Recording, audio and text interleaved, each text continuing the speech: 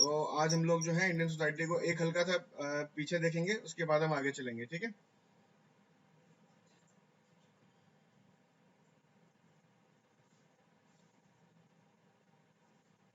आप लोगों को स्क्रीन नजर आ रही है?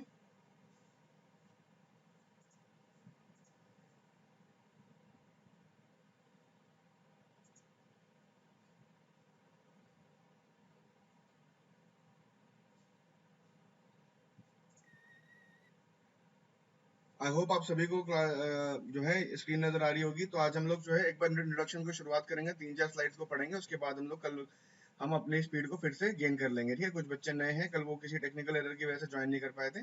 तो लेट अस स्टार्ट इंट्रोडक्शन से एक बार हल्का सा रिव्यू देते हैं।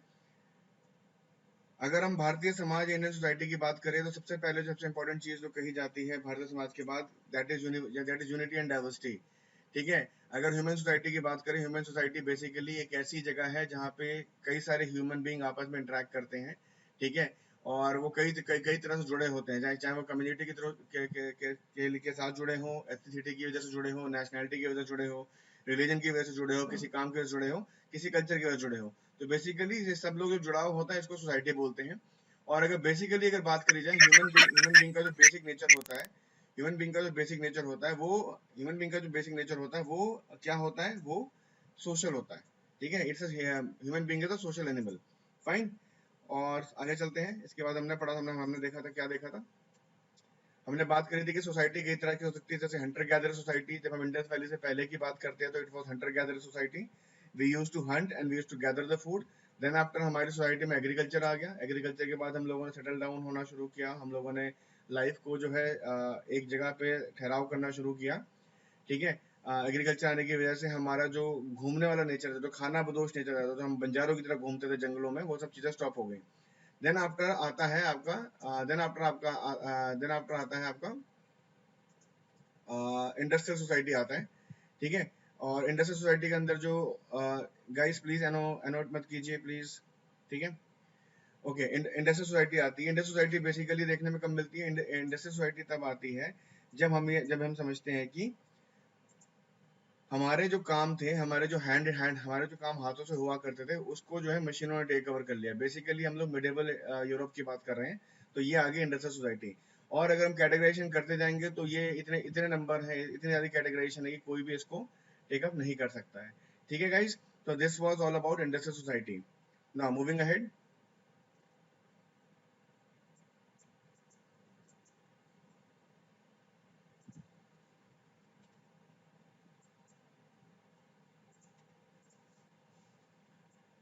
फाइन।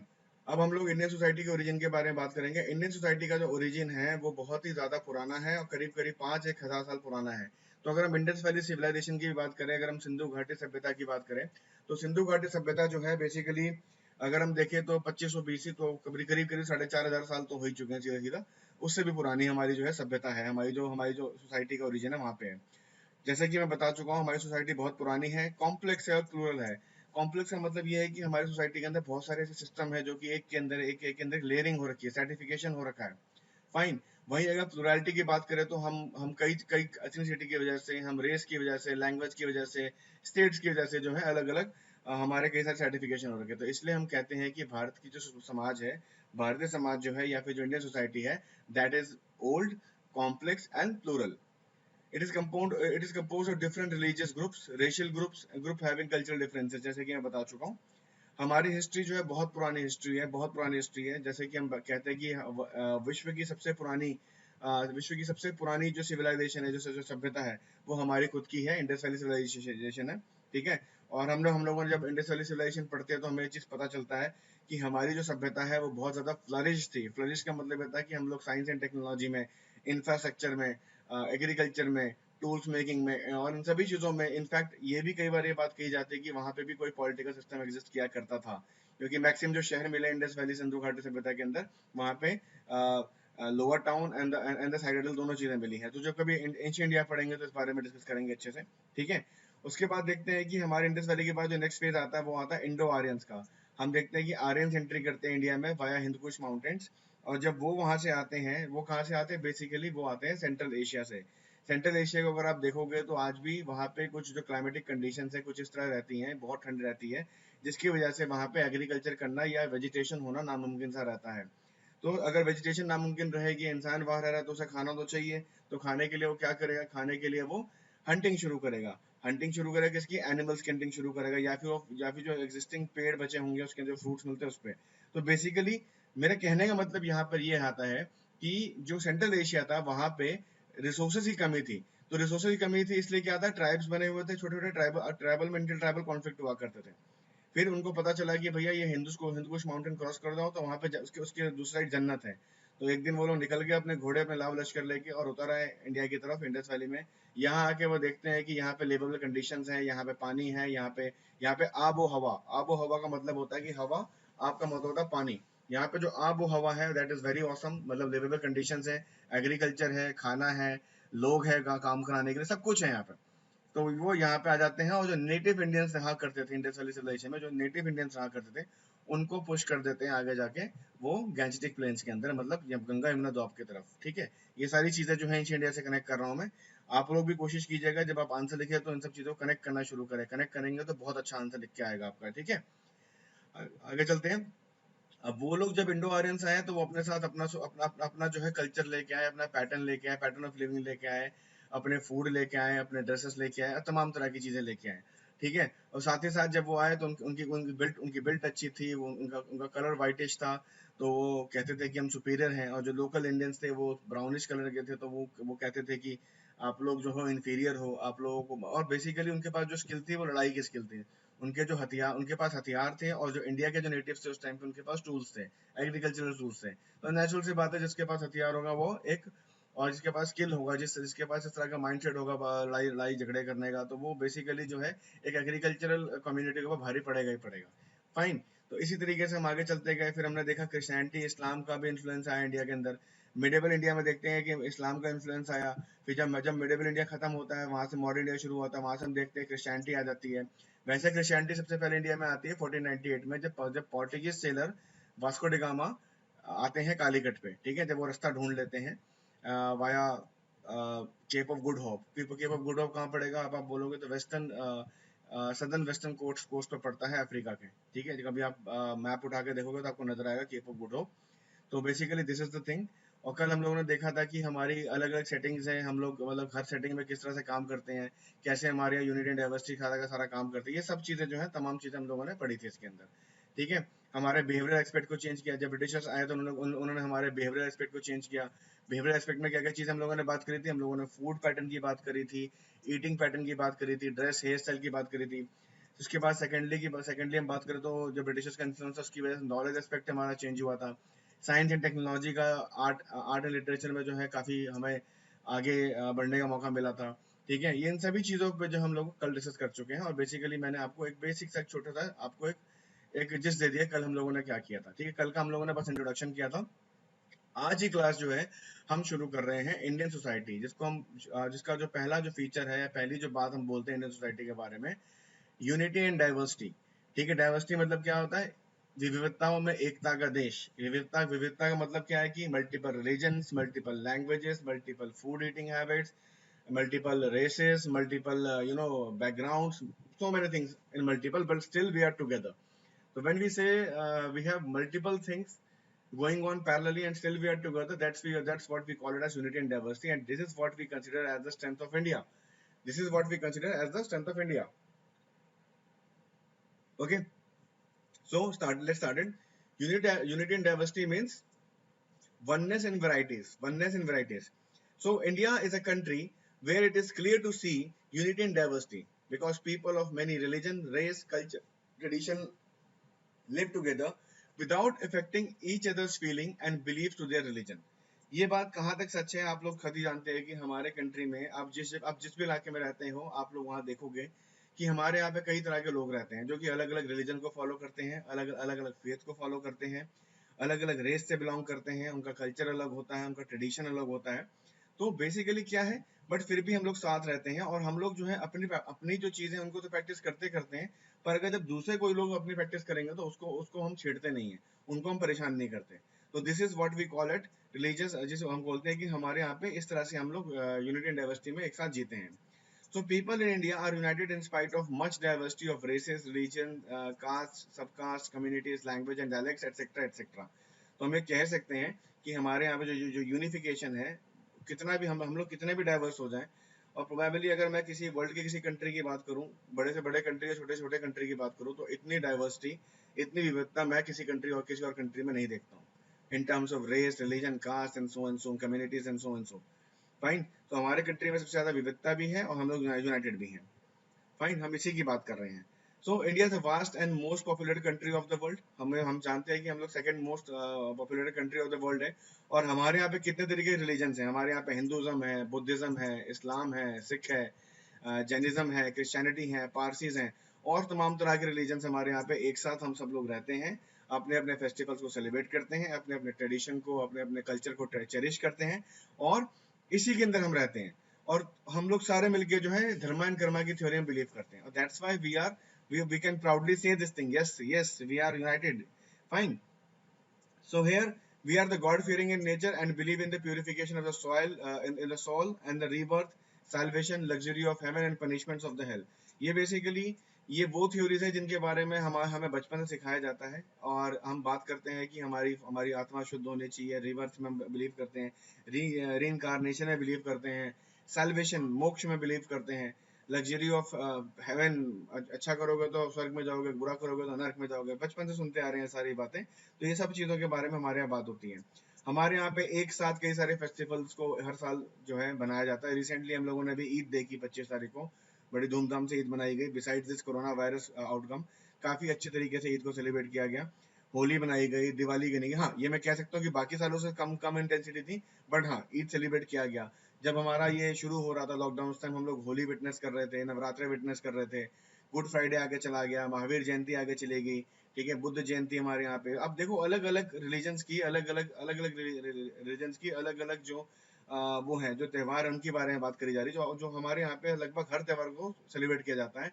और आप लोग नोटिस करेंगे लगभग हर मेजर त्योहार पे, हर रिलीजन के हर मेजर त्योहार पे लगभग हमारे यहाँ पे नेशनल हॉलीडे होता है. आप ये अगर आप कभी नेशनल कैलेंडर उठा के देखें तो आपको चीज नजर भी आएगी. ठीक है, आगे चलते हैं. अब हम लोग, जैसे हम लोगों ने यूनिटी एंड डाइवर्सिटी की बात कर ली, अब हम लोग बात करने जा रहे हैं इंडियन सोसाइटी की कॉम्पोजिशन के बारे में. ठीक है, कॉम्पोजिशन क्या होता है कि क्या कॉम्पोजिशन है, कितने परसेंट है, कितने कितने कितने लोग कहाँ कहाँ से किस किस कम्युनिटी से आ रहे हैं, ताकि वो भारत बन रहा है. ठीक है, वो एक भारत बन रहा है. तो आइए शुरुआत करते हैं इसकी भी.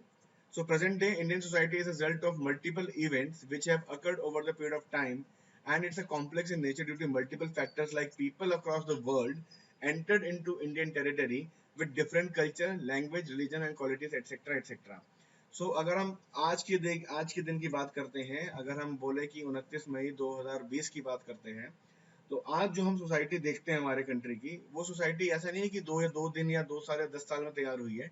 ये सोसाइटी जो है over the period of time, हजारों सालों के कॉम्पोजिशन बनते बनते आया है, उसके बाद जाके ये सोसाइटी तैयार हुई है. ठीक है, इसके अंदर मल्टीपल फैक्टर्स क्या है कि हमारे यहाँ पे डिफरेंट टाइप के लोग क्यों हैं, हमारे यहाँ पे डिफरेंट टाइप के लैंग्वेजेस क्यों हैं, डिफरेंट टाइप के कल्चर क्यों है, डिफरेंट टाइप के रिलीजन क्यों है. इसका आंसर ढूंढने के लिए हमें जाना पड़ेगा, हमें पलटने पड़ेंगे इतिहास के पन्ने. We have to look into our history. और हिस्ट्री ये बताती है कि throughout the ages India एक ऐसा लैंड रहा है जहाँ पे चाइना से, सेंट्रल एशिया से, श्रीलंका से और उसके बाकी नेबरिंग कंट्री से, इवन बाद में चल के यूरोप से भी लोगों ने माइग्रेट किया है टुवर्ड्स इंडिया. तो अगर मैं बात करूं एंशिएंट इंडिया की, तो एंशिएंट इंडिया टाइम में क्या हुआ था, जब हम लोग इंडस वैली सिविलाइजेशन की, हम लोग 2500 बीसी की बात करते हैं, अगेन मैं हिस्ट्री में जा रहा हूँ, आप थोड़ा समझिएगा इस चीज को. 2500 बीसी में क्या था, 2500 बीसी में लोगों की जो प्रायोरिटी थी वो जॉब पाना, आईएएस बनना नहीं था, इवन प्राइम मिनिस्टर बनना या फिर अमेरिका का प्रेसिडेंट बनना भी नहीं था. उस टाइम लोगों की प्रायोरिटी थी कि भैया बस जिंदगी कट जाए किसी तरीके से, शांति तरीके से. तो उस टाइम पे जो प्रायोरिटीज थी वो अलग थी, आज जो हम लोगों की प्रायोरिटीज है वो अलग अलग है. तो उस टाइम उनको जीने के लिए जो लिवेबल कंडीशन चाहिए थी, जो कि जोग्राफिकली बहुत परफेक्ट होनी चाहिए थी. उनको खाने के लिए खाना चाहिए था, खाना अगर वो उगा सकते हैं तो बहुत अच्छी बात है, अगर वो नहीं उगा सकते तो वो हंटिंग एंड गैदरिंग किया करते थे. अगर वो हंटिंग एंड गैदरिंग किया करते थे मतलब वो जंगल में रहा करते थे, अगेन जंगल में रह रहे थे तो जंगली जानवरों का थ्रेट था उनके ऊपर, एंड सो. सो अल्टीमेटली धीरे धीरे हम लोगों ने देखा जैसे इंडस वैली सिविलाइजेशन इवॉल्व हुई वैसे तमाम तरह की सिविलाइजेशन और भी अलग अलग क्षेत्रों में हुई, जैसे कि ईरान में मेसोपोटामियन हुई, आपकी टिग्रिस हुई, आपकी इजिप्ट के अंदर, चाइना में जो है वो भी इवॉल्व हुई, चाइनीज चाइनीज जो सिविलाइजेशन है वो भी इवॉल्व हुई। और लोग क्या कर रहे थे, लोग धीरे धीरे धीरे करके ना अपने आप को आगे बढ़ा रहे थे। पहले एग्रीकल्चर करना सीख लिया, फिर डोमेस्टिकेशन ऑफ एनिमल सीख लिया, फिर एनिमल प्रोडक्ट्स प्रोड्यूस को कैसे यूज करते हैं वो सीख लिया, एंड धीरे धीरे धीरे करके सोसाइटी बनती चली गई। तो सबसे बड़ी प्रायोरिटी क्या थी, लोग एक ऐसा, सपोज चलो एक एग्जांपल लेते हैं, सपोज करिए आप सभी को एक घर खरीदना है, ठीक है, तो घर कैसे खरीदेंगे आप? घर आप सभी लोग अगर दिल्ली एनसीआर से बिलोंग करते हो, दिल्ली एनसीआर में घर खरीदने का तरीका क्या होता है कि भैया सिटी की ऐसी जगह पर हो जहाँ पानी आता हो, जहाँ बिजली आती हो, जहाँ सेफ्टी सिक्योरिटी हो, जहाँ पे जो है लोग अच्छे रहते हो, जहाँ पे पानी हो, ठीक है, पोल्यूशन कम हो, ये सारे फैक्टर हम लोग दिमाग में रखते हैं। ये सारे फैक्टर हम लोग दिमाग में रखते हैं। तो सेम थिंग उस टाइम पे होता था कि भैया हम किसी जगह पे अपने आप को बसाना चाहते हैं तो वहां पे पानी जरूर हो, क्योंकि पानी एक ऐसी चीज है जिसके बिना इंसान या जानवर रह नहीं सकते हैं। और पानी भी कैसा, फ्रेश वाटर है। पानी तो ऐसा समुद्र में बहुत सारा है, but that is not a fresh water, वो खारा पानी होता है। कभी ट्राई कीजिएगा, कभी किसी कोस्टल एरिया में जाने का मौका मिले तो समुद्र का पानी एक बार टेस्ट करके देखिएगा, बहुत ज्यादा सैलिनिटी होती है। तो उस पानी को हम पी नहीं सकते हैं, वो that is not a potable water, that is water but not potable water, because sodium content बहुत ज्यादा होता है, या अगर साधारण भाषा में बोलूं, नमक बहुत होता है। तो पानी कहाँ मिलेगा? नदियों से या फिर नेचुरल लेक से। तो पानी के लिए क्या किया, जो भी सिविलाइजेशन बननी शुरू हुई वो किसी ना किसी नदी के किनारे बसनी शुरू हुई। ठीक है, इंडस वैली के आसपास आप कोई भी नदी को उठा के देख लीजिए, उसके आसपास कोई ना कोई सिविलाइजेशन आपको मिल ही जाएगी। ठीक है, तो इंडिया में जीने के लिए apt temperature, apt agriculture, apt water, apt resources, सब कुछ एप्ट था, सब कुछ एप्ट था। इसीलिए जो ये पॉइंट है, हम देखते हैं ना, ये वाला पॉइंट देख रहे हैं, दुनिया भर से लोगों ने, दुनिया भर, उस टाइम पे दुनिया क्या थी? उस टाइम पे दुनिया थी आपकी चाइना, सेंट्रल एशिया, आपका यूरोप, जो कि एक ही कॉन्टिनेंट, जो कि सारे कॉन्टिनेंट जुड़े हुए हैं। उस टाइम पे ना कोई अंटार्कटिका जानता था, ना उस टाइम पे कोई अमेरिका जानता था। तो दुनिया भर से लोगों ने इंडिया की तरफ आना शुरू किया और अपने आप को बसाना शुरू किया। उसके बाद क्या होता है, the presence of multiple social groups led to the diversity in India. ठीक है, अब क्या हुआ, कई तरह के सोशल ग्रुप्स आ चुके हैं, कोई कोई चाइना से आके बस गया है, कोई सेंट्रल एशिया से कई कई ट्राइब्स आके बस गए हैं। अब आप देखेंगे एक बड़ी कॉमन चीज कि अगर आप अगर कोई ट्राइब भी आके बसती है तो tribe to tribe culture vary करता है, tribe to tribe carry culture vary करता है। इनफैक्ट अगर आप हिंदुज्म की बात करते हैं तो हिंदुज्म के अंदर मैं सिंपल सा एक इंस्टीट्यूशन उठाता हूँ। लेट्स से कि एक बार सामने आइए आप सभी लोग, सामने आइए, एक छोटा सा डिस्कशन कर लेते हैं। काफी लोग जुड़े हुए हैं आज हमसे, कल काफी लोग छूट गए थे। ठीक है, अगर हम लोग बात करते हैं हिंदुज्म एज रिलीजन की, ठीक है, काफी लोग जुड़े हुए हैं। Divya ji welcome to the class, कल आप नहीं थी शायद। Jeevika Kochar welcome to the class, and Ipsita, welcome to the class, and Ayushi, welcome to the class. Okay, guys, I will ask some questions from you. Maximum, many of us belongs from this Hindu community. Agreed? Fine. तो मैं Hinduism का एक example लेता हूँ. Let's say marriage is a universal institution. ठीक है, marriage is a universal institution. And मैं ये चीज जानना चाहता हूँ कि हम लोग जो है अलग अलग स्टेट से, अलग अलग कास्ट से बिलोंग करते हैं, तो क्या हम सभी के अंदर जो, आप लोग अपने आप को म्यूट करिए, मैं पूछूंगा बंदा को, म्यूट कर लीजिए प्लीज। भागवत बेटा म्यूट कर ले, ठीक है, ओके। तो मैं आप लोगों से पूछूंगा, मैं आप लोगों का नाम लूंगा और आप मुझे आंसर करेंगे, ठीक है, आप मुझे आंसर करेंगे। तो हमारे यहाँ पे जो एक रिचुअल होता है, जो यूनिवर्सल इंस्टीट्यूशन है मैरिज का, तो हम सभी हिंदूज हैं, most of us are Hindus and belong from the same community, same religious group, but we have different caste and we are from different region of the India. तो हमारे यहाँ जो मैरिज के रिचुअल्स होते हैं क्या vary करते हैं from A state to B state? आप लोग मानेंगे इस चीज को? मैरिज के रिचुअल्स जो होते हैं क्या वो वेरी करते हैं? अगर आप कलकत्ता की तरफ चले जाएं तो लड़की को लड़के के चारों तरफ घुमाया जाता है, उनके भाई उठाए घुमाते हैं।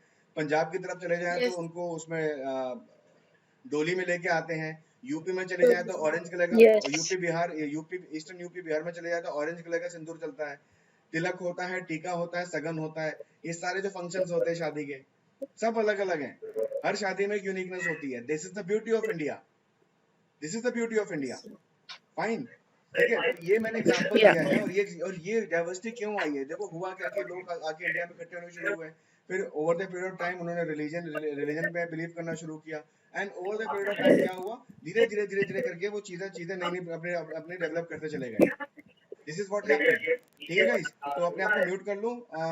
और मैं आप लोगों से इनपुट लेना चाहूंगा। आप लोगों के यहाँ जो शादियां होती हैं, ठीक है, मैं आप सभी से पूछता हूँ, शादियों में कोई आपने कभी यूनिकनेस देखी है कि सर मैं स्टेट से हूँ, मुझे शादी में ये चीज दिखती है, पर वहां पे गई थी तो वहां पे मुझे ये दिखता है, यहाँ पे मुझे ये दिखा था। कोई चीज नजर आती है आप लोगों को? बताइए जीविका जी, प्लीज टेल मी। सर फेरे होते हैं वो तो यूनिक ही है, वो तो एक ही होते हैं, हर एक स्टेट में होते हैं, वो तो हर एक फेरों स्टेट फेरों में जो फेरों का मैरिज। तरीका अलग होता है। जैसे कि अगर आप कलकत्ता, अगर आप यस बंगाल में जाएंगे तो लड़की को पान के पत्ते से उनका मुंह छुपाया जाता है और लड़के के यस चारों तरफ फेरे लगवाए जाते हैं।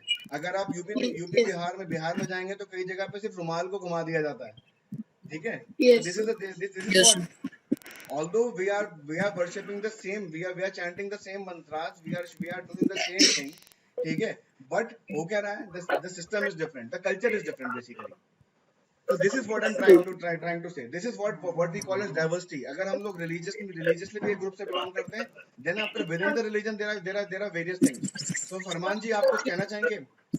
आप भी बताइए प्लीज, अपने इनपुट दीजिए आप। हाँ जी फरमान जी, आप इनपुट दीजिए कुछ। अभी आपने ईद बनाई है पीछे, ईद का कुछ बताइए आप हमें।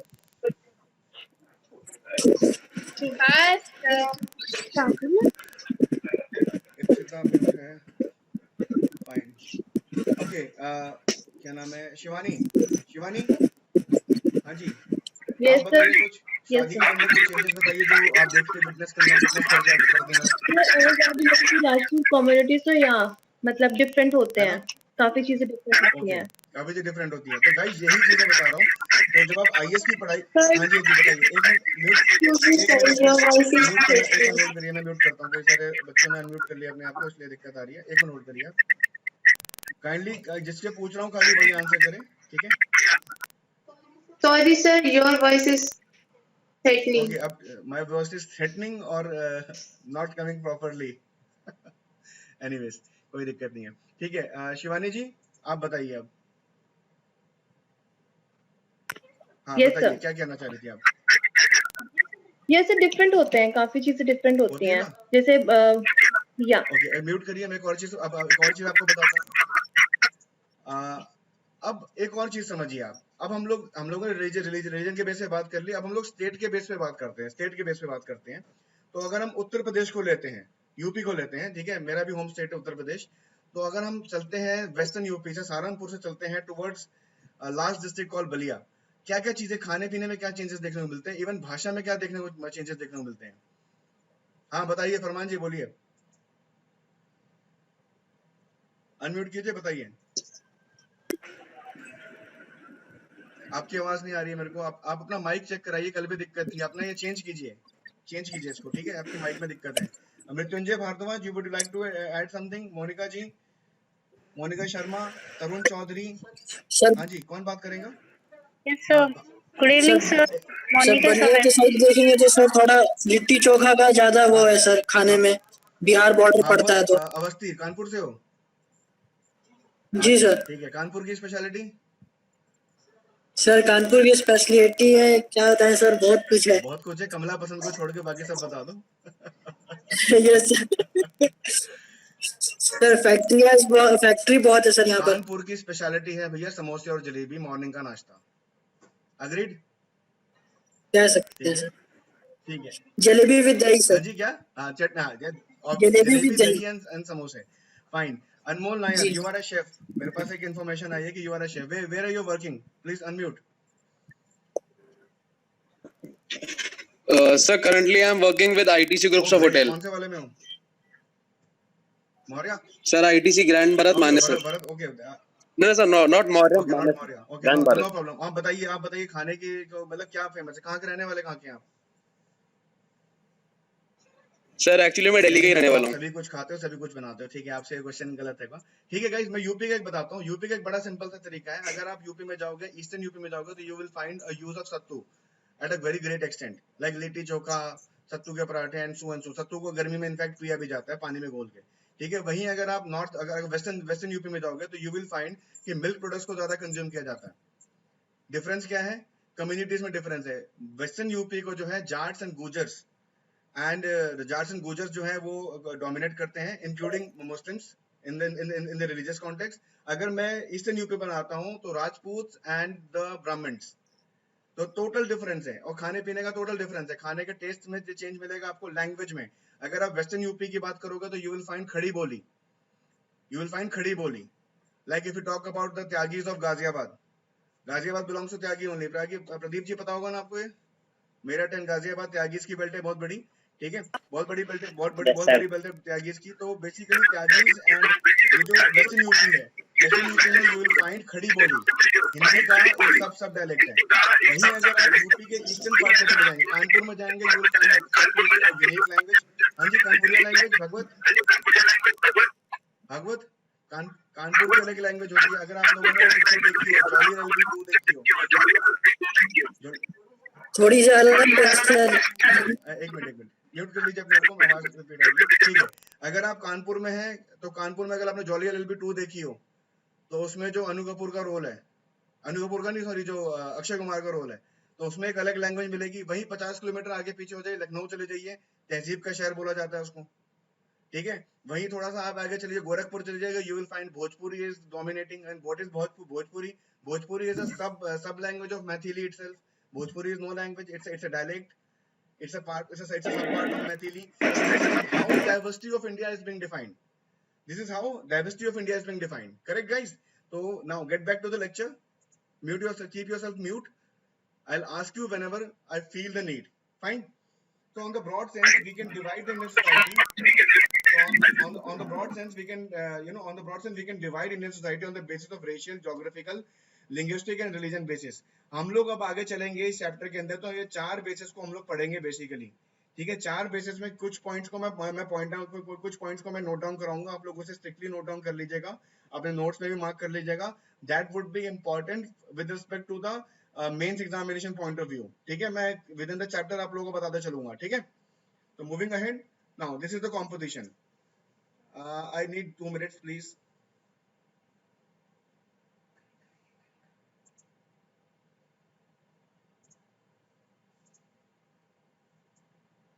Fine. अब हम लोग बात करने जा रहे हैं कॉम्पोजिशन की, ठीक है। कॉम्पोजिशन का मतलब क्या होता है कि कॉम्पोजिशन में कौन कौन से सब हेड्स होंगे, कौन कौन से क्लासिफिकेशन होंगे, इसकी बात करते हैं। तो will talk about racial classification, will talk about geographic classification, will talk about linguistic classifications and will talk about the religious classification. So let's start with racial classification. Fine, racial composition की बात करेंगे, पर पहले हम लोग शब्द समझेंगे what is race, race क्या होती है। तो डिफाइन करेंगे रेस को। The term race refers to the group of people who have differences and similarities in biological traits deemed by society to be socially significant, meaning that people treat other people differently because of them. What does it means? क्या कह रही है ये जो language है, क्या कह रही है, ये डेफिनेशन क्या बताना चाह रही है? देखिए, बायोलॉजिकल ट्रेड्स के बेस पे जो रेसेस का क्लासिफिकेशन किया जाता है। बायोलॉजिकल ट्रेड्स का मतलब on the base of your colour, on the basis of your hair, on the basis of your eyes, your nose, इन सब चीजों पे रेशियल क्लासिफिकेशन किया जाता है। और मैं एक चीज बता दूं कि रेशियल क्लासिफिकेशन को जो है नलिफाई कर दिया है यूनाइटेड नेशन से बहुत पहले, but still for our genesis research we will use the term racial classification itself. So for instance, while differences in the similarities in the eye color have not been treated as socially significant, मतलब आपकी आंखों का colour होता है brown, green, blue, black, ठीक है, कई तरह के कलर होते हैं आंखों के, ठीक है। इससे जो है ज्यादा दिक्कत नहीं है, बट दिक्कत कहाँ पर है, जब आपका स्किन का कलर चेंज हो जाता है, यू आर व्हाइट, विटिश और डार्क, उसके अंदर भी कई सारे फर्दर शेड्स, तो उसको बोलते हैं classification on the base of racial traits. Fine, so due to geographical features and availability of resources have always attracted people across the globe to come and settle. Hence the racial composition in India is very diverse. अब समझो कि India है, India की जो basic जो race होती है, that basic जो कलर है वेट का, that is British. बट हमारे यहाँ पे हमने देखा कि आर्यंस आ गए। आर्यंस कहाँ से आए? सेंट्रल एशिया से। तो they were very fair because of temperature, वहाँ पे ठंड पड़ती है बहुत। चाइना से जो लोग आए वो लोग भी व्हाइट थे, बट उनके अंदर जो रेशियल फीचर्स अलग थे, like electrical fold on their eyes and suppressed nose and very silky hair. कहीं से हमने देखा कि कुछ लोग हमारे यहाँ पे अफ्रीकन कॉन्टिनेंट से भी घुसे, तो अफ्रीकन कॉन्टिनेंट से दिखने तो भाई नेग्रोइड्स, उसके फीचर्स क्या आते हैं? Dark, tall and curly hairs. तो these were the racial features. और वो लोग आके कई हजारों साल पहले इंडिया में बस गए, they stayed here, they reproduced, and finally उन्हीं की generation, उन्हीं की बनाई हुई अगली generation, उनकी further generation ने further reproduced, and today we are witnessing, we are like melting pots of races.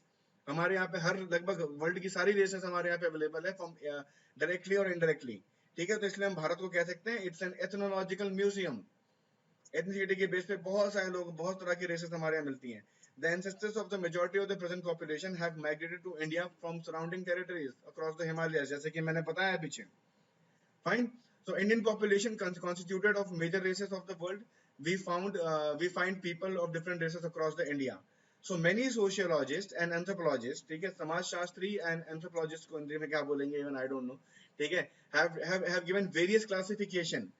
अब कई सारे सोशियोलॉजिस्ट, कई सारे एंथ्रोपोलॉजी बेसिकली क्या होता है, anthropology is a subject which study about the evolution of man in time and space. मतलब अगर आप एंथ्रोपोलॉजी ऑप्शनल लेते हो तो आपको क्या क्या पढ़ना पड़ेगा, आपको सोसाइटी भी पढ़नी पड़ेगी और आपको क्या बोलते हैं, बायोलॉजी भी पढ़नी पड़ेगी, ठीक है, इवोल्यूशन बेसिकली पढ़ना पड़ेगा ह्यूमन बीइंग का। तो कई सारे सोशियोलॉजिस्ट, कई सारे एंथ्रोपोलॉजिस्ट ने कई सारी क्लासिफिकेशन दी है, बट हम लोग जो भी आगे जाके क्लासिफिकेशन की बात करने वाले, that would be of BS Guha and Herbert Risley. BS Guha classification and Herbert Risley classification, इन दोनों को आप बिल्कुल पेन डाउन कर लीजिएगा, बिल्कुल समझ लीजिएगा, बहुत इंपॉर्टेंट है।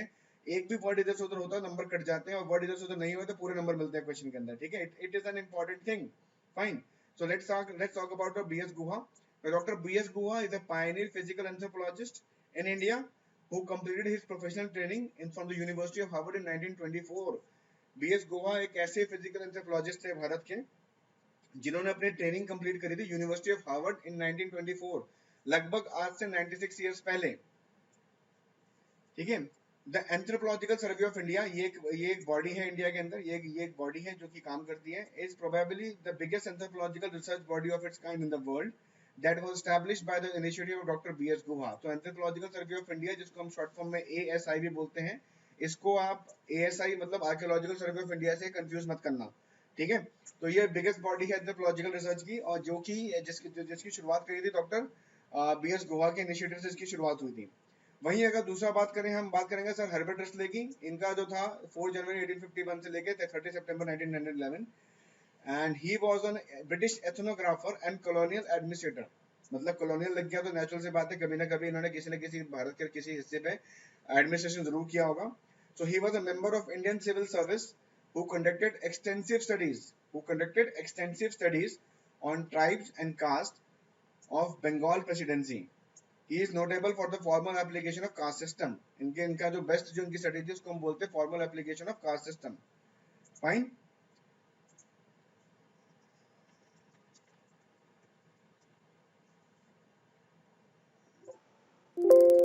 So अब जरा देख लेते हैं इनकी क्लासिफिकेशन कैसी थी।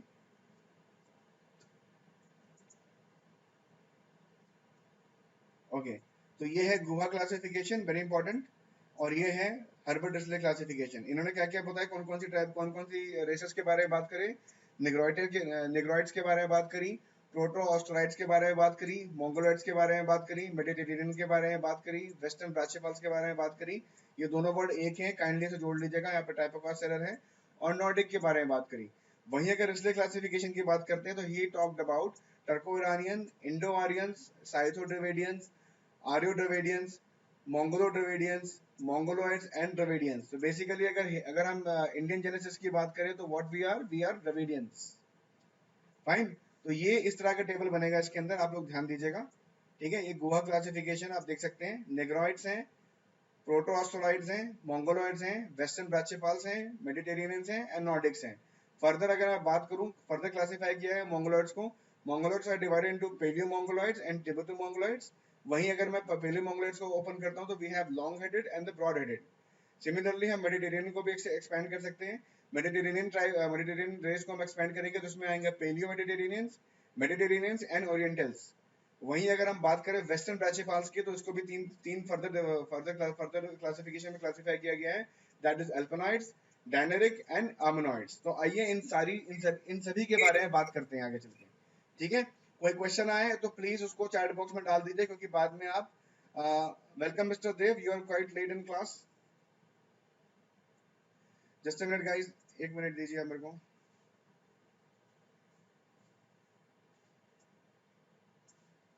So we have Jeevika Kochar, Bhagwat, Farman Saifi, Janvi Thakur, Pradeep Tyagi, Anmol Nair, okay, Chahat Rajput, साक्षी चौधरी, मृत्युंजय भारद्वाज, 112809, ये नाम नहीं बताएंगे अपना मेरे को, ठीक है। अगर आप नाम नहीं बताते अगले 5 मिनट में, मुझे आपको क्लास के बाहर करना पड़ेगा। आई एम सॉरी टू से दिस। 112809, ठीक है। मैं पर्सनली भी आपको मैसेज कर चुका हूँ, प्लीज इसको आप समझिए इस चीज को।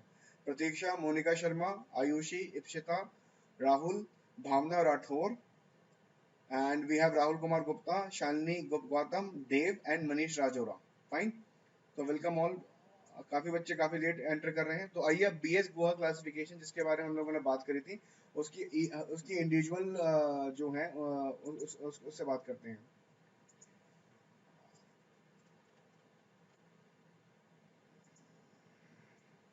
तो सबसे पहले आते हैं the Negroids. They are found in Andaman islands and in the northeastern frontier. People of Nagas, Kadars, people from Rajmahal hills in the Bihar.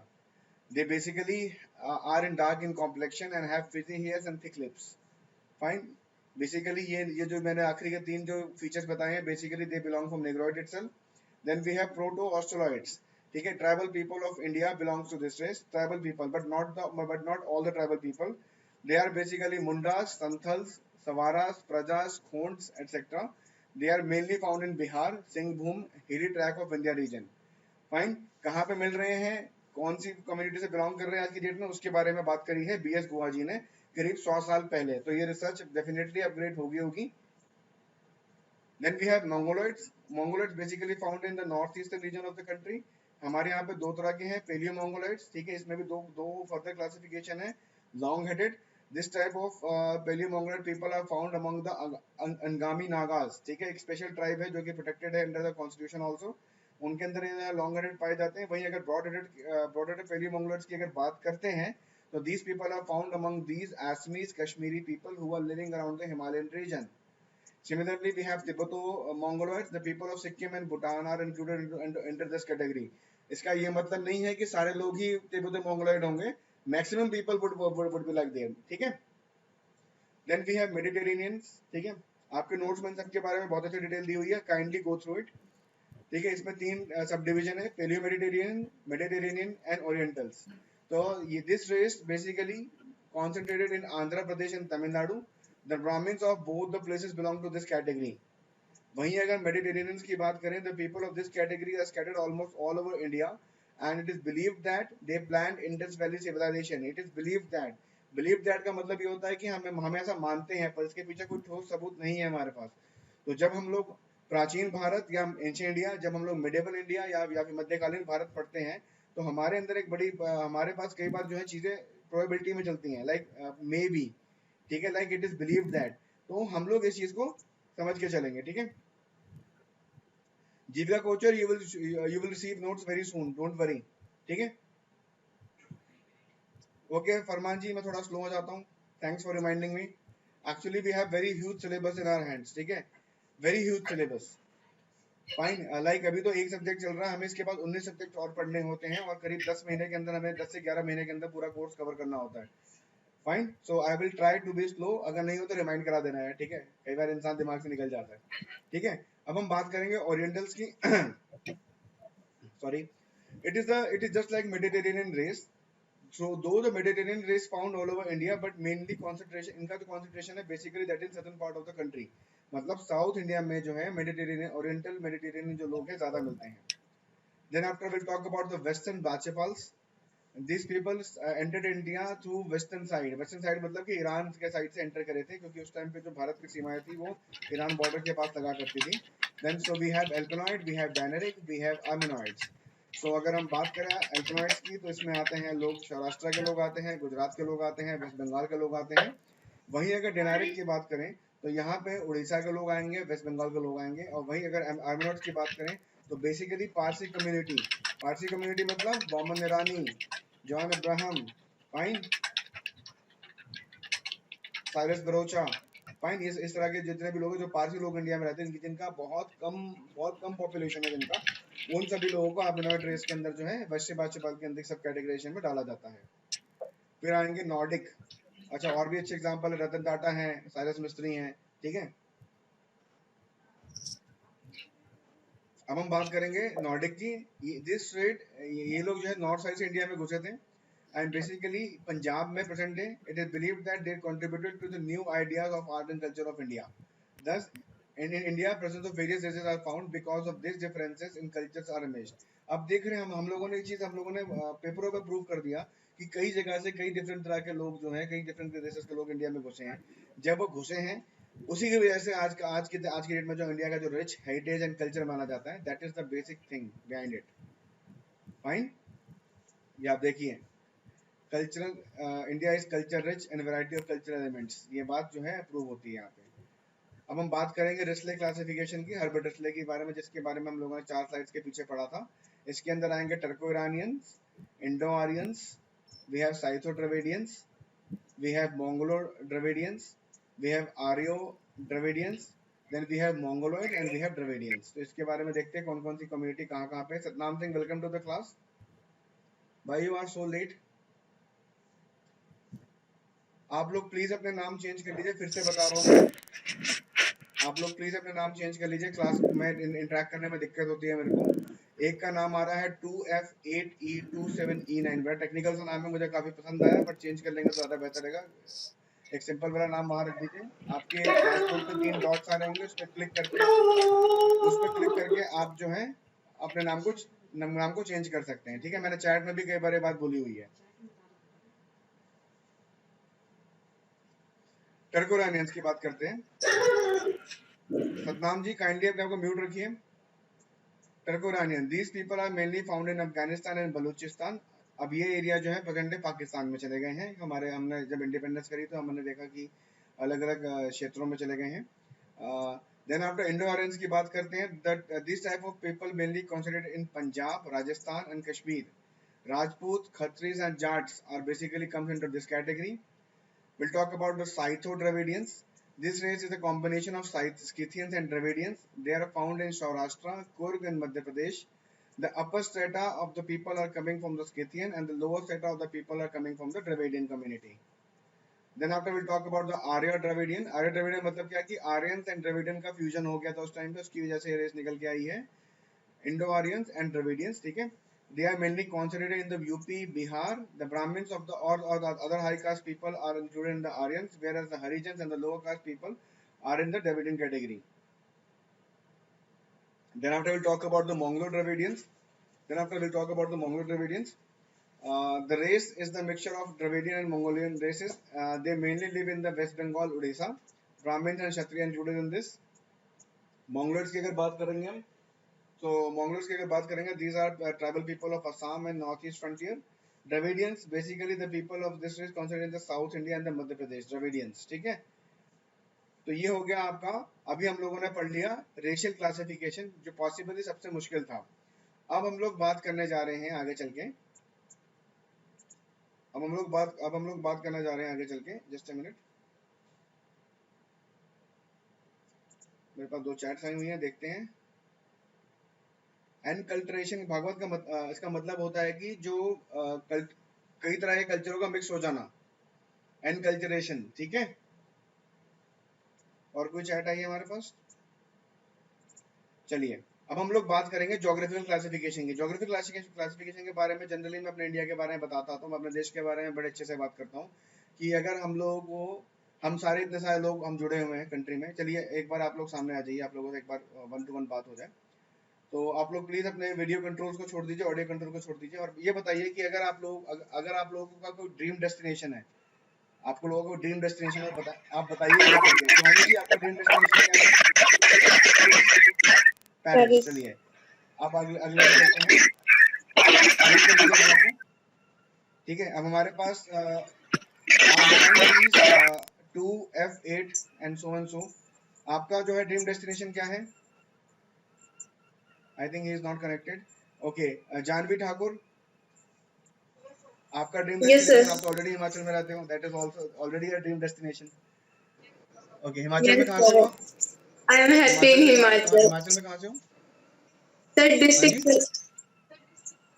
district Sirmaur, Renuka ji. District Sirmaur, Renuka ji. Great. Fine. कोई dream destination आपका? Not as such. ठीक है। No, I Farman like जी, आपका कोई dream Himachal. Destination आप लिख के बता दीजिए, आप बोलेंगे अब हमें सुनाई नहीं देगा, आप लिख दीजिए, ठीक है। अनमोल Nair, you are into this hospitality industry, you must have some dream destination. Yes, sir. My dream destination is Abu Dhabi. Okay, that's a place, Dubai. place. Okay, Pradeep त्यागी, या तुम भागी गए? Okay, what an answer. Bhagwat ji ने बोला लबासना उनका dream destination. Well, आप सभी का लबासना होना चाहिए। एनीवेज, थोड़ा इमोशन से ऊपर उठते हैं, अभी नेचुरल क्लास चल रही है हम लोगों की, ठीक है। बहुत अच्छी बात है कि आपका ड्रीम डेस्टिनेशन वो है। ओके, साक्षी चौधरी का यूरोप है एंड फरमान सैफी का दुबई है। फाइन। अब भागवत आपने बता दिया। Jeevika, what is your dream destination? You are from Punjab, possibly Canada. Sir, I don't have a particularly any dream destination. मुझे अपनी कंट्री में ही रहना पसंद है ज़्यादा। Good to hear that. ठीक है, सतनाम सिंह कनाडा, आप पंजाब से डेफिनेटली हैं। ओके, साक्षी बता चुकी है। Mrityunjay, what is your dream destination? Sir पूरा इंडिया ही है, घूमना है पूरा। चलिए, मैं अभी आपको एक बहुत अच्छी बात बताऊंगा थोड़ी देर में। 112809, भैया अपना नाम बता दो प्लीज। ओके, मनीष राजूरा बोल रहे हैं कि पूरा का पूरा देश हमारा, ठीक है, बहुत अच्छी बात है। चलिए गाइस, और कोई बताना चाहेगा? आयुषी, चाहत, कोई ड्रीम डेस्टिनेशन है? भावना राठौर, शालिनी गौतम, एनी, मोनिका शर्मा। चलिए गाइस, अब आप अपने आप को म्यूट कर लीजिए। अब मैं बताता हूँ, जैसे कि अब आप बात करेंगे पेरिस की। पेरिस में क्या है? ठंड है, पहाड़ है। इंडिया में हिमाचल है, ठीक है। अबू धाबी बोला फरमान सैफी जी ने, इवन अनमोल ने बोला I have been there multiple times. रेगिस्तान है, इंडिया में भी बहुत अच्छा रेगिस्तान है। Like Janvi Thakur is from Himachal. अगर हम बात करें जोग्राफी, हम बेसिकली हम बाहर क्यों जाते हैं, वेकेशन क्यों जाते हैं? या तो कल्चर एंजॉय करने, या तो सीनिक ब्यूटी एंजॉय करने। तो अगर कल्चर की बात करें तो हमसे ज्यादा एडवांस, हमसे ज्यादा डाइवर्स कल्चर किसी के पास नहीं है। और अगर हम ज्योग्राफी की बात करें तो हमारे पास हमारे कंट्री से ज्यादा ज्योग्राफी किसी के पास नहीं है। Fine, I have been to many places across the world, and at the end of the day मुझे लगता है कि यार इंडिया ही ठीक था। Like we have beaches, we have rivers, we have mountains, we have a cold desert, we have hot desert, ठीक है, we have lakes, we have volcano, one in the Andaman Nicobar, we have islands, ठीक है। Then after we have religious places, we have museums, and we have what not we have. So this is what we call, what I call it geographical diversity in India, ठीक है। अगर हम भारत की बात करें, जम्मू कश्मीर से म्यूट कर लीजिए अपने आप को प्लीज। जम्मू कश्मीर से अगर हम चलते हैं कन्याकुमारी की तरफ, तो हम जो है लगातार देखेंगे कि पहले हम हिमालयस को देखेंगे, उसके बाद हम प्लेन्स को देखेंगे, प्लेन्स के बाद हम लोग जो है छोटा नागपुर प्लेटू या फिर प्लेटू रीजन को देखेंगे, सतपुड़ा को देखेंगे। देन आफ्टर हम नीचे मूव करेंगे तो हम सदर्न इंडिया में जब हम एंटर करेंगे तो विल फाइंड नीलगिरीज को देखेंगे, हम ईस्टर्न घाट, वेस्टर्न घाट्स को देखेंगे। सो मेनी थिंग्स फोटो तो भी लग गई है। फाइन। वहीं अगर हम बात करें, अगर हम वेस्ट से ईस्ट की तरफ चलते हैं तो वेस्ट में हम लोग क्या है, हम थार डेजर्ट को देखेंगे, हम अगेन वहां पे सी को देखेंगे, फिर हम मिडिल इंडिया को क्रॉस करते हुए टुवर्ड ईस्टर्न इंडिया घुस जाएंगे। ईस्टर्न इंडिया की खास बात क्या है? Beautiful, it is a beautiful place in India. मतलब ईस्टर्न इंडिया का तो कमाल है भैया, सफाई के साथ साथ you will find everything very intact, very good, green, lush green, and higher Himalayas are there, like multiple कई तरह के ट्राइबल कल्चर मिलेंगे आपको, बहुत सब चीजें देखने को मिलेंगी। लाइक सबसे बड़ा जो वो है माउंट क्या नाम है, Kanchenjunga peak, that is also in Sikkim. Buddhism का स्प्रेड दिखेगा आपको, ट्राइबल स्प्रेड दिखेगा आपको। सो अगर हम ज्योग्राफिकल फीचर्स की बात करें तो ज्योग्राफिकल फीचर की अगर हम बात करते हैं तो सबसे इंपॉर्टेंट चीज ये है कि हमारे यहाँ पे ज्योग्राफिकल फीचर में वो हर वो चीज अवेलेबल है जो बाहर किसी कंट्री में हम देखने जाते हैं, ठीक है। Satnam Singh sir, yesterday recording, today class की रिकॉर्डिंग मिल जाएंगी। I'll try to connect with my team. Monica Sharma ji, sorry sir not to unmute my self because noise behind. कोई दिक्कत नहीं है Monica ji, no problem at all, ठीक है। एंड भागवत जी बोल रहे हैं variety of fruits, food, yes बहुत कुछ है हमारे यहाँ पे, बिल्कुल सही बोल रहे हैं भागवत, ठीक है। सो गाइस, अब इसी नोट पे हम लोग आगे चलते हैं और ज्योग्राफिकल लोकेशंस के बारे में बात करते हैं, ठीक है। So geographical location of the country determines the availability of country's resources like rainfall and water. अगर हम अपने कंट्री की बात करें तो हमारे यहाँ पे north east south west monsoon आता है हर साल, और रिटेटिंग मानसून आता है। जो साउथ वेस्ट मानसून आता है वो नॉर्थ इंडिया में बारिश करता है, जो रिटेटिंग मानसून आता है वो साउथ इंडिया में बारिश करता है। तो जब हम लोग ज्योग्राफी पढ़ेंगे तब हम इस कंसेप्ट को समझेंगे, ठीक है। ये बड़ा मजेदार कंसेप्ट है कि कैसे जो है हमारा प्रेशर बनता है, हाई प्रेशर लो प्रेशर, कैसे पानी उठाया जाता है बादलों के द्वारा, and so on, so very beautiful process it है, ठीक है। जब हम ज्योग्राफी पढ़ेंगे तो हम इस बारे में बात करेंगे। It also influences the nature of the soil, range and density of forest, ठीक है। अगर पानी अच्छा होगा, रेनफॉल अच्छा होगा तो मिट्टी अच्छी होगी, रेंज अच्छी होगी, फॉरेस्ट की डेंसिटी अच्छी होगी। This in turn determine the flora and fauna. Flora का मतलब होता है आपके वनस्पति और फौना का मतलब होता है आपका जीव जंतु, ठीक है। With balance of the ecology and climatic crops. So the territory of India is expanded from Kashmir to Cape Comorin and from Gujarat to Arunachal Pradesh. The mountain belt stretching from the northwest, that is from now Pakistan, to the northeast, Ganga Yamuna plain, region beyond the Vindhyas and Satpuras, everything about India. यहाँ पे double, ठीक है। तो this was all about the geographical location. Geographical location को पढ़ने के लिए हमें इंडिया पढ़ना पड़ेगा, और इंडिया पढ़ने के लिए हमें ज्योग्राफी की क्लास में आना पड़ेगा। तो ज्योग्राफी जब होगी तो हम उसमें चीज बहुत अच्छे से बताएंगे, ऑन मैप्स बताएंगे, ठीक है, with pictures and everything else. Now अब हम बात करेंगे, हमारे पास एक चैट आई है, एक बार उसे देख लेते हैं क्या बोल रहे हैं। My dream destination is corruption free India. Vishnu, yes, ये सभी का ड्रीम डेस्टिनेशन है, बट एक आयरॉनिकल एक फैक्ट भी होता है वर्ल्ड के अंदर कि जो भी कंट्री डेवलपिंग होता है वहां पे एक सर्टेन लेवल का करप्शन परसिस्ट करता ही करता है। और अगर हमें लगता है कि जो वेस्टर्न वर्ल्ड कंट्रीज है, जो फर्स्ट वर्ल्ड कंट्रीज हैं, जो डेवलप कंट्री है, अगर वहां पे करप्शन नहीं है तो ये हमारी गलतफहमी होगी। सर क्या हम इंडियन सोसाइटी सब्जेक्ट को हिंदी में ले सकते हैं? नो बेटा, अगर आपको लेना पड़ेगा तो ज्योग्राफी या तो आपको पूरा मीडियम हिंदी लेना पड़ेगा या फिर आपको पूरा मीडियम इंग्लिश लेना पड़ेगा, ठीक है। कोई प्रॉब्लम नहीं है, हम आपको हिंदी इंग्लिश दोनों में समझा रहे हैं, दिक्कत नहीं है। अब हम लिंग्विस्टिक गैरिसन, अब हम बात करेंगे लिंग्विस्टिक। लिंग्विस्टिक का मतलब होता है आपकी भाषा के बेस पे जो हमारे कंट्री का क्लासिफिकेशन, उसके बारे में बात करेंगे। तो जॉर्ज गैरिसन एक बहुत बड़े लिंग्विस्टिक सर्वे ऑफ इंडिया के एक ऑफिसर थे, वो अपनी एक राइटिंग में लिखते हैं, इनका नाम था लिंग्विस्टिक सर्वे ऑफ इंडिया। उन्होंने पाया कि भारत में करीब 175 लैंग्वेज बोली जाती है, जो कि 500 से ज्यादा डायलेक्ट में बोली जाती हैं। 175 language, 175 languages, that too in more than 500 dialects.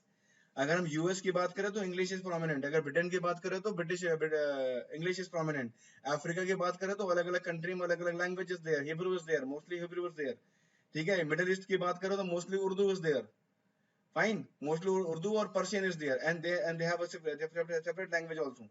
But अगर हम इंडिया की बात करते हैं तो सुन के डर लगता है,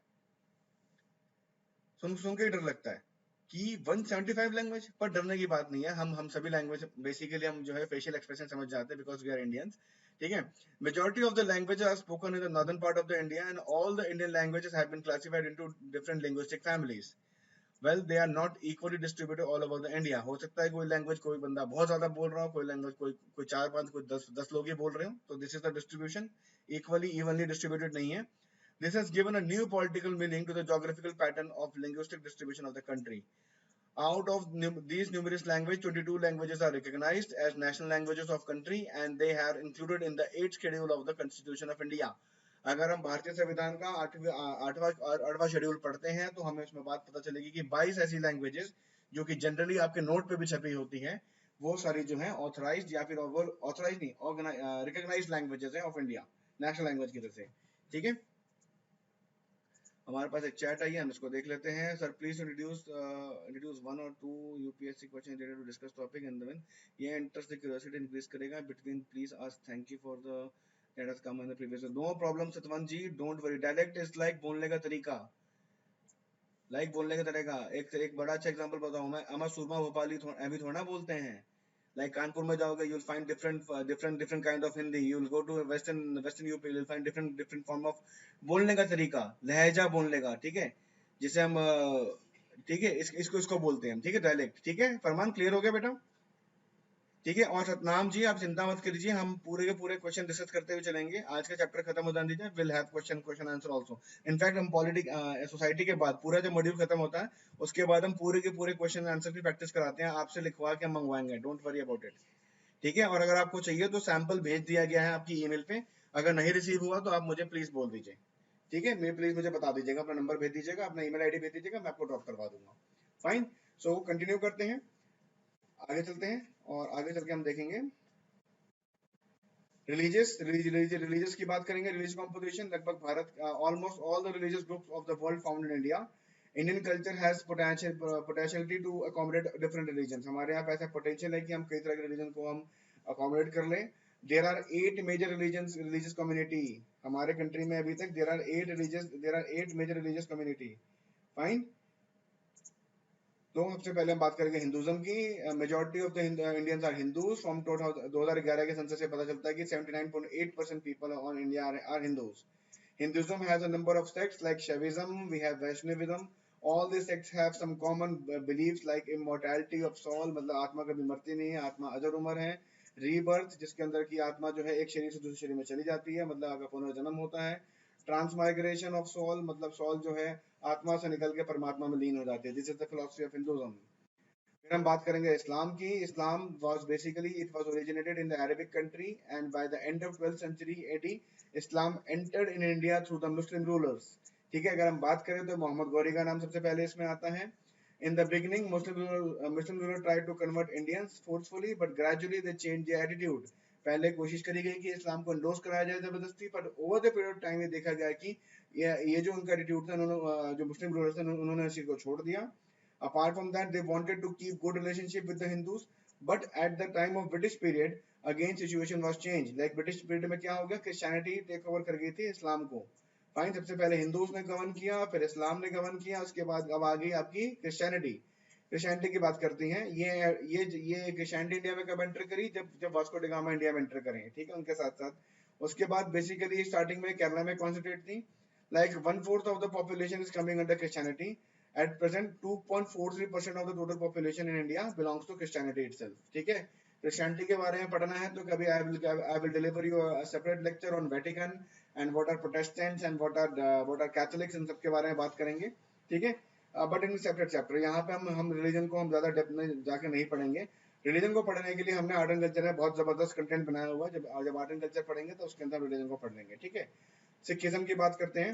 Guru Nanak was the founder of Sikhism. Natural से बात है. Guru Nanak Dev Ji. It was the period of around 16th century. It was originated from the religious movement called Bhakti movement, and originally it was a part of Hinduism. Sikhism basically around 2% लोग भारत के Sikhism से belong करते हैं, and basically इनकी जो Sikhism लोगों की जो तादाद है, concentration है, वो states of पंजाब और हरियाणा में ज्यादा है. बुद्धिज्म की बात करेंगे. सबसे पुराने रिलीजन, वर्ल्ड के सबसे पुराने रिलीजन में से एक है. 6th century BC में it was originated. Gautam Buddha जो थे इनके ओरिजिनेटर थे. अगेन इनके बारे में डिस्कस करेंगे हम आर्ट एंड कल्चर के अंदर. Buddhism and Jainism are the two major episodes और two major chapters of what ancient India. ठीक है. और कल्चर का भी बहुत बड़ा पार्ट है. ठीक है. आपके मतलब क्वेश्चंस बहुत ज्यादा पुट अप होते हैं. एमसीक्यू क्वेश्चन मैंने बहुत सारे पुट अप होते देखे बुद्धिज्म एंड जैनिज्म से. ठीक है. उसके बारे में बात करेंगे जब हम लोग एंशिएंट इंडिया या फिर आर्ट एंड कल्चर पढ़ेंगे. Buddhism spread inside and outside India due to royal pattern. अब बुद्धिज्म जो है खाली इंडिया तक नहीं रहा. श्रीलंका चला गया, म्यांमार चला गया, थाईलैंड चला गया, कई और देशों में बुद्धिज्म देखने को मिलता है.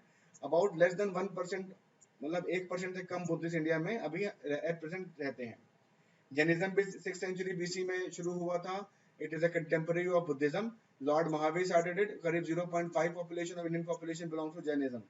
Fine. More or like Jainism are basically Hindus, मतलब not Hindus, मतलब उनके जो rituals होते हैं, उनके जो काम करने का तरीका होता है, lifestyle होती है, that is more or less Hinduism से match करती है. Then we have Zoroastrians. Historical evidence shows that the migration of the original group from Parsi to Gujarat occurred in 7th century AD. They came to India to avoid the forceful conversion to the Islam. And according to census, करीब 60,000 Parsis जो हैं हमारे country में अभी भी रहते हैं.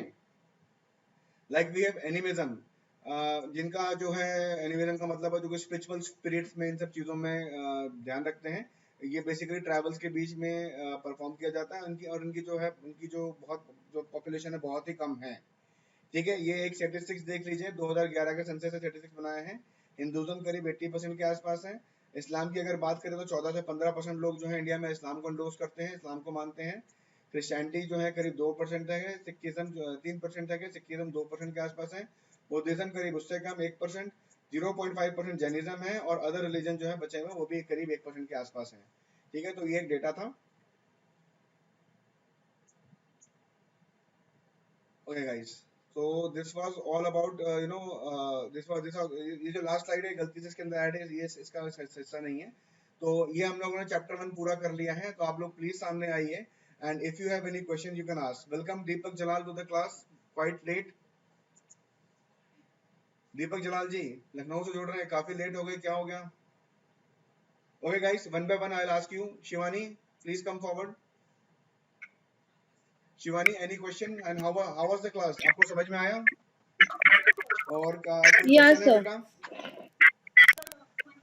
Sir, आपको अब आपको कोई मेल क्वेश्चन रिसीव हो नहीं है गई जिसके अभी। अंदर हम लोगों ने नोट्स भेजे? ठीक है, Yes, sir. म्यूट कर लो। Jeevika Kochar, Okay. You are joining us from Punjab, Sir, I think so. Okay, how was the yes, class? sir. Sir, it was good and it was Okay, knowledgeable also. quite good. Okay, you have not received the notes. I will be my team will be sending you the notes. Any questions in the today's lecture? Okay, No, sir. Bhagwat Awasthi ji, Bhagwat Awasthi ji unmute तो कर लो। हाँ जी, आप बताइए। Sir ethnological museum, sir define ethnology का करता मतलब क्या होता है? जिसकी अलग अलग एथनिसिटी होती है, अलग अलग एथनिसिटी होती है। तो कई सारे एथनिक ग्रुप्स, कई सारे रिलीजियस ग्रुप्स, कई सारे ऐसे लोग जो एथनिसिटी को फॉलो करते हैं, एक पर्टिकुलर जगह पे रह रहे हैं, तो क्या हो गया? म्यूजियम की तरह हो गया, नहीं हो गया? It's just a proverb used here. ठीक है, एनी अदर क्वेश्चन? आपको नोट्स रिसीव हो चुके हैं भागवत? ओके, आप यस लोग एक काम करेंगे, जिनको नोट्स रिसीव हो चुके हैं काइंडली उसे पूरा पढ़ लें। ठीक है, ठीक है, बहुत अच्छा रहेगा। Then Anmol Nair, unmute yourself, Anmol, please. No doubt. No, You sir, have no, sir, received the notes. not yet. Sir, I haven't checked. I need to check the mail Definitely, first. अगर आपने मैंने mail अभी check ID नहीं किया किया होगा sir तो अभी। आपको पहुंच गई होगी and you are quite active in the group and I like this. ठीक है? Then we have Bhagwat Janvi Thakur. Janvi Thakur, any questions बेटा? Okay, No, Farman sir. Saifi. Sir बस ये बात है कि सर हम इसको हिंदी में क्यों नहीं पढ़ सकते? मतलब ये जो आपने बताया इसमें जो हिस्ट्री की चीजें थी मैं पढ़ चुकी हूँ, पर मुझे नहीं, हिंदी में में आते ज्यादा कोई अच्छे से दिक्कत नहीं है। आप आती है। हिंदी मीडियम की क्लास हमारी बहुत जल्दी शुरू हो गई, हिंदी में पढ़ सकते हैं, कोई दिक्कत ही नहीं है। बट बेटा, दिक्कत क्या है ना कि अभी जो हम लोग पढ़ा, देखो मेरा जो पढ़ाने का तरीका होता है, मैं उस लैंग्वेज को प्रेफर करता हूँ जिसमें मैक्सिमम बच्चों को समझ में आ जाए, फाइन, और रिजल्ट निकले। जितनी अच्छी समझ होगी Yes, आपकी, sir. जितनी अच्छी समझ होगी सोसाइटी के किसी भी सब्जेक्ट को लेके, बेसिकली पेपर जो है रटने का नहीं हो रहा, पेपर जो है समझ का हो रहा है। अगर आपकी समझ अच्छी है, आप उसे बेहतरीन तरीके से पेपर में प्रेजेंट कर सकते हो, किसी भी लैंग्वेज में, हिंदी इंग्लिश किसी में भी कर सकते हो। ठीक है, वो आपकी चॉइस रहेगी, तो आपका पेपर क्रैक होने के चांसेस Yes. बढ़ जाते हैं। It's all about expressing yourself on a piece of paper, तो उसके लिए हमें बहुत प्रैक्टिस करनी पड़ती है। ठीक है, ठीक है बेटा। ओके, फरमान सैफी जी, आपका Okay, माइक sir. खराब है, कहना Yes, अपना sir. प्लीज अपना माइक अरे बोलिए, आपकी आवाज आ रही है, बताइए बताइए। हेलो फरमान सैफी, नो नहीं आ रही। अपना अपना अपना डाउट आप चैट में डाल दीजिए। Deepak Jalal ji please come forward. Yes mister Deepak, welcome to the class. Good evening, good evening Sir, कितनी देर अटेंड करी क्लास लगभग? sir, just Okay. I think 5 minutes, No, sir. no, Sir, I'm no sorry. issues, no issues. कल time पर आ जाना, ठीक है। And have you received the notes? Have you checked your email ID? No problem, एक No, बार sir. Check करिए, No, अगर sir, नहीं not है तो yet, मुझे sir. व्हाट्सएप कीजिए, I drop you down all the things, ठीक है। Okay, Vishnu Sure, sir. Please come Thank you, sir. Forward. Vishnu I think सुन नहीं पा रहे। साक्षी चौधरी जी, साक्षी बेटा सामने आओ। साक्षी, हाँ जी बेटा, कोई क्वेश्चन है Yes, आपके पास? sir. Yes, sir. No sir, ठीक है, No, sir. ठीक है, ठीक है। देन आफ्टर 112809 अपना नाम बता दो यार एक बार प्लीज। अनम्यूट भी नहीं हो रहे आप। ओके, देन आफ्टर प्रतीक्षा। प्रतीक्षा बेटा, कोई क्वेश्चन है आपको? आप No, sir. No, Hindi sir. Medium से, आप इंग्लिश मीडियम से, कहाँ से बात कर रहे हो? आप कहाँ से जुड़े हो? Sir, from Allahabad. From Prayagraj. Okay, Prayagraj. Hindi medium से बेटा, इंग्लिश मीडियम से हो? Okay, good enough. Sir, कोई English दिक्कत तो नहीं है? medium. मैंने 2 दिन लेक्चर दिया आपको, कोई चीज में परेशानी तो नहीं है? कोई दिक्कत नहीं, चलो। Monika No, sir. Sharma No, जी, sir. कहाँ से जुड़ी हैं आप हमसे? Monika Sharma ji, can you hear me? Okay, no problem. Ayushi, can you hear me? Unmute कीजिए अपने आप को बेटा। No response. Okay, Bhavna Rathore, I think they are not there in the class. Manish Rajora, can you hear me? And Mr. Rahul and Shalini Gautam. Shalini, can you hear me? I think some network error is there. No problem at all, guys. So this was all about today's class. And आज की class में हम लोगों ने काफी कुछ सीख लिया, इंट्रोडक्शन पूरा कर लिया है, रेशियो डाइवर्सिटी पूरी देख ली है. नोट्स अगर नहीं आया है तो जिस नंबर से आपको कॉल आया उसको एक बार व्हाट्सएप से पोक कर दीजिएगा, आपको नोट्स ड्रॉप कर दिए जाएंगे. No problem at all. Fine. And कल की क्लास से पहले काइंडली जो आज हमने पढ़ाया है, 2 दिन में पढ़ाया, उसको प्लीज एक बार रिवाइज कर लीजिएगा. आप लोग रिवाइज करेंगे, हम लोगों की स्पीड बहुत तेज हो जाएगी. हम लोग बहुत तेजी से, मतलब मेरी स्पीड तो खैर तेज है, मैं उसे स्लो करने की कोशिश करूंगा, बट मैं ओवरऑल करिकुलम की स्पीड की बात कर रहा हूँ जो कि थोड़ी फास्टन अप हो जाएगी. ठीक है guys, I hope I have address all the questions. अगर इसके बाद भी अगर आप नोट्स पढ़ते हुए कोई क्वेश्चन आप लोगों के दिमाग में आते हैं तो you can ask me in the tomorrow's class. Yes Bhagwat, tell me what you want to say. Bhagwat बताओ बेटा, कहाँ हो? कुछ कहना चाह रहे हो Bhagavat? I think something is wrong. Okay, guys. So I'm just turning off. एक minute, 13 chats are there. Okay. Sir मैं विष्णु बोलते हैं. सर मैं बांग्ला मीडियम से हूँ, बट इंग्लिश मेरा वीक है, तो मेरे लिए कोई आइडिया हो तो बता दीजिए. आपको जो है हमारी जो इंग्लिश की स्पेशलाइज्ड फैकल्टी है वो आपको कांटेक्ट करेंगी एंड आपका छोटा सा टेस्ट लिया जाएगा. उसके बाद हम बता पाएंगे कि आप इंग्लिश मीडियम में कर सकते हैं, नहीं कर सकते, या फिर हिंदी मीडियम के भी, दोनों के लिए हम टेस्ट करेंगे. ठीक है. ओके. एंड ये बोल रहे हैं सॉरी सर बाय मिस्टेक, और हमारे पास क्या है, रिसीव्ड. ओके गाइस, तो I hope I have address all the questions. कल काइंडली आप लोग एक काम करिएगा, अपने नाम को, अगर आपका चेंज नहीं हुआ तो नाम को चेंज कर दीजिएगा. ठीक है. एक और चैट आई है हमारे पास. ओके सर, ठीक है. तो गाइस ऑल द बेस्ट. आप लोग please stay isolated and stay safe and take care. Good night.